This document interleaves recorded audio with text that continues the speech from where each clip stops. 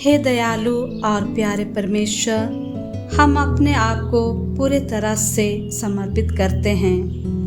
आपने जितने भी कृपाएं हमारे ऊपर बरसाए हैं, उसके लिए हम आपको धन्यवाद देते हैं। हमारे पापों और अपराधों के लिए हमें क्षमा करें। प्रभु, आपने हमें संत अल्फोंसा को हमारे आदर्श और मध्यस्थ के रूप में दिया है।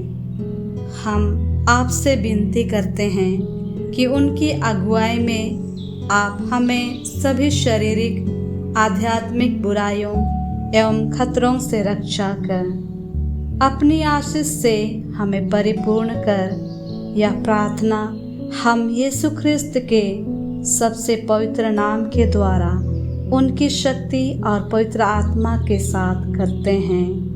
आमीन।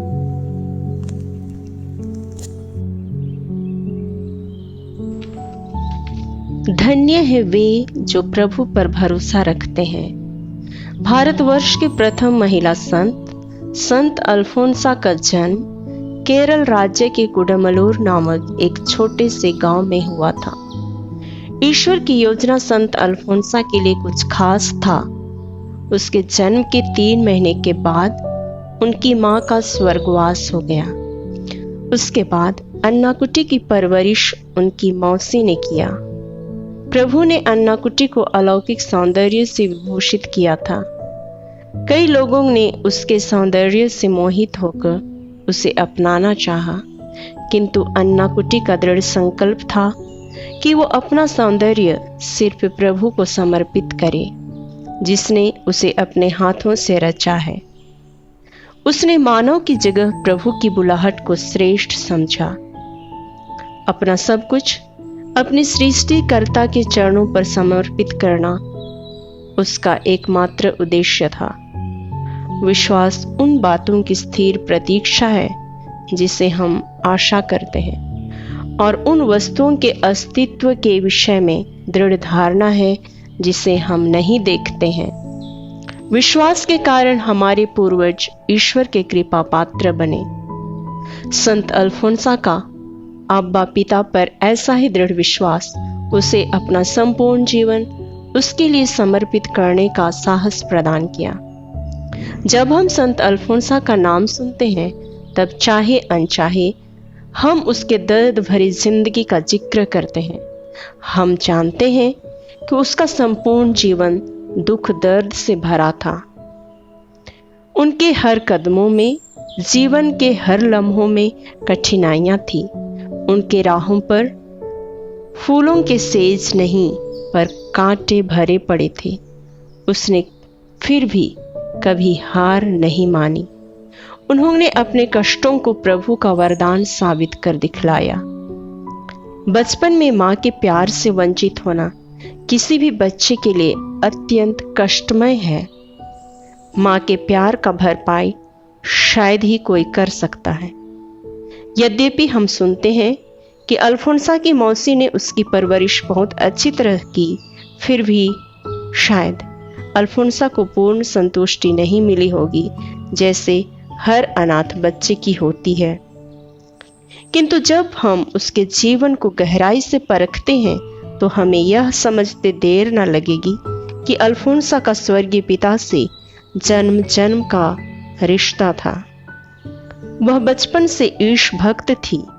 उन्होंने अब्बा पिता में अपनी मां की ममता को पहचाना, अतः वो बचपन से घंटों उसके शरण में रहना पसंद करते थे। वो उनके सामने घुटनों के बल तब तक पड़ी रहती थी जब तक उनकी मनोकामनाएं पूरी ना हो जाती थीं। बचपन के ईश्वरीय प्रेम का अनुभव अल्फोंसा ने कभी भूला नहीं। वो उसी प्रेम और विश्वास में बढ़ती गई और अपना संपूर्ण जीवन उसी के लिए दिया जिसने उसे दिया था। रोमियो के नाम संत पौलुस के पत्र अध्याय 8 वचन संख्या 35 में हम पढ़ते हैं, कौन हमको मसीह के प्रेम से वंचित कर सकता है? क्या विपत्ति या संकट, क्या अत्याचार, भूख, नग्नता, जोखिम या तलवार? अर्थात जो ईश्वर पर विश्वास कर उनके हाथों को पकड़ता है उसे दुनिया की कोई शक्ति उसे प्रभु से दूर नहीं ले जा सकती है। संत अल्फोंसा के जीवन के हर मोड़ पर कठिनाइयां थी। बचपन में ही माँ के साया का उठना, बार बार बीमार होना, मौसी की इच्छा के विपरीत अपनी इच्छा होना, अपनों से व्यंग्य भरे शब्दों को सुनना, शारीरिक, मानसिक, आध्यात्मिक तंगियों से होकर जीवन में आगे बढ़ना इत्यादि। किंतु अल्फोंसा इन सब से कभी घबराई नहीं, सब कुछ प्रभु के लिए सहती गई। उनका मानना था कि यह संसार एक ऐसा जगह है जहां आत्मा को दुख रूपी अग्नि में शुद्ध होना है। उसने जान लिया था कि घंटों तक दुख सहने के बाद उसको प्रभु से जो आनंद प्राप्त होता है उसका शब्दों में वर्णन करना मुश्किल है। वह दूसरों के दुख को भी अपने ऊपर स्वीकार करके सह लेती थी। अल्फोंसा जानती थी कि जिस प्रकार पवित्र परम प्रसाद बनने के लिए गेहूं को चक्की में पीसा जाता है, दाखरस बनाने के लिए अंगूर को निचोड़ा जाता है, उसी प्रकार प्रभु में एक हो जाने के लिए उसे कष्टों की चक्की में पीसना है। संत अल्फोंसा का ये भी मानना था कि जिस प्रकार हमें स्वस्थ रहने के लिए पौष्टिक भोजन, व्यायाम एवं शुद्ध वायु की आवश्यकता होती है, उसी प्रकार पवित्र जीवन जीने के लिए प्रार्थना, त्याग, तपस्या, यूखरिस्त एवं पवित्र संस्कार की जरूरत है।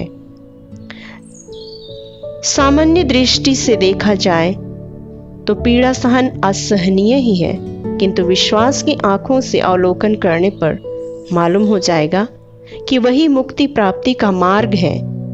कष्ट सहने से मनुष्य की आंतरिक शक्ति विकसित होती है, जिसके द्वारा धीरता से आगे बढ़ने में वह समर्थ हो जाता है। जो व्यक्ति ईश्वर से प्रेम करता है उसे ही खुशी के साथ कष्ट सहने की कृपा मिलती है। एक ईसाई के लिए पीड़ा सहन और प्रभु यीशु से एक बन जाने का साधन है।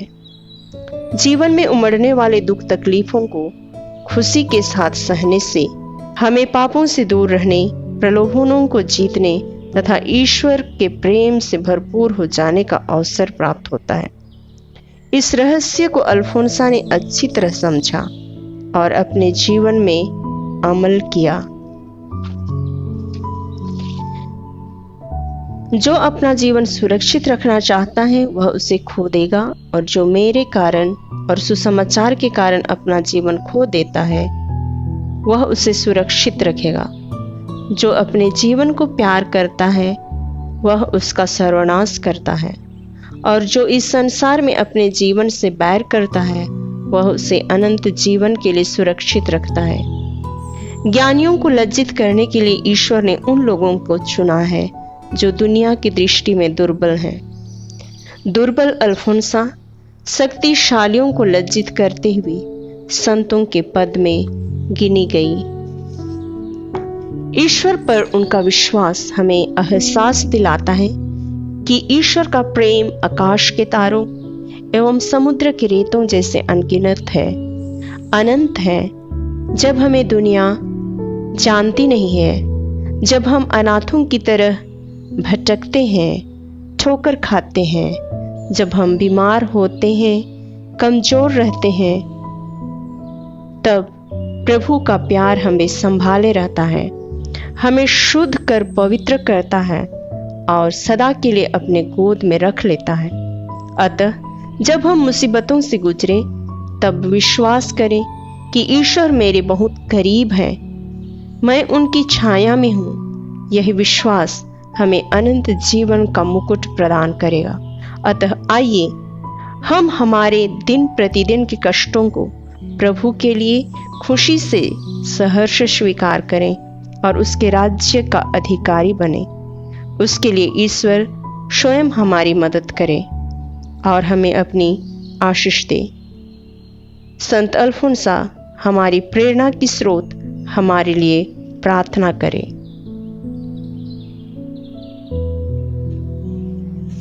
संत अल्फोंसा से प्रार्थना। हे संत अल्फोंसा, पिता ईश्वर ने आपको चुना था कि आप भारत भूमि में ही यीशु मसीह की पुण्य मृत्यु और उनके पुनरुत्थान के रहस्य में विशेष रूप से सहभागी हो जाएं। आप संन्यास और पवित्रता की चोटी पर पहुंच गई और स्वर्गीय तेजस्विता और महिमा से पुरस्कृत हो चुकी हैं। दुख और पीड़ा की अग्नि में तपकर आपका परिशोधन हो गया था। हमें याद कीजिए, आपके उदाहरण के अनुसार हम भी दुख तकलीफें क्रूस पर यीशु के बलिदान के साथ ईश्वर के हाथों में सौंप दें। हमारे लिए दुहाई कीजिए कि हम इस प्रकार अपने पापों का प्रायश्चित कर सकें और आपके समान अपने भाई बहनों के उद्धार और मुक्ति के लिए सुग्रहणीय बलि बन सके। इस समय आप विशेष रूप से मेरे लिए प्रभु यीशु से प्रार्थना कीजिए कि मुझे यह विशेष वरदान मिले।